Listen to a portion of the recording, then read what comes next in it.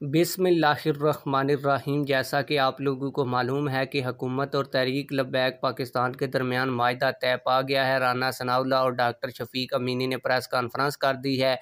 माहिदा जो तय पाया है इसका डॉक्यूमेंट हमारे पास आ चुका है और इस माहिदे के अंदर वाज़िया तौर पर पेट्रोल की कीमत में कमी के हवाले से लिखा गया है और ये भी बताया गया कि पेट्रोल की कीमत कब और कितनी कम होगी ये मैं आप लोगों को बताने जा रहा हूं और डॉक्यूमेंटेड सबूत भी देने जा रहा हूं। लेकिन वीडियो शुरू करने से पहले आप लोगों से एक छोटी सी रिक्वेस्ट है, अगर आपने अभी तक हमारे इस चैनल को सब्सक्राइब नहीं किया हुआ तो चैनल को लाजमी से सब्सक्राइब कर लें।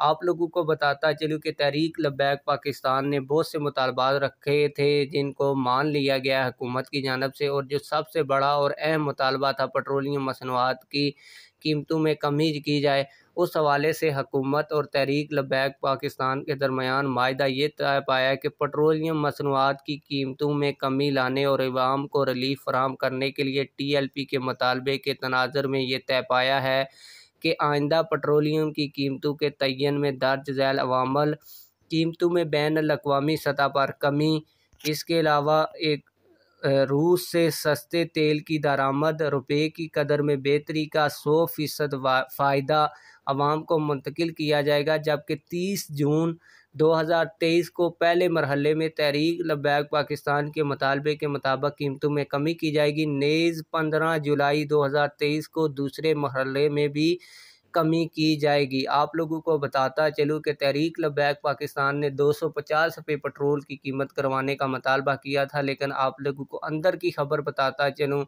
कि 15 जुलाई तक पेट्रोल की कीमत तकरीबन 230 से 40 रुपये तक हो जाएगी। आप लोग इस हवाले से क्या कहते हैं? कमेंट सेक्शन में हमें अपनी राय से ज़रूर आगाह कीजिएगा। मिलते हैं किसी और वीडियो में। अल्लाह हाफ़िज़।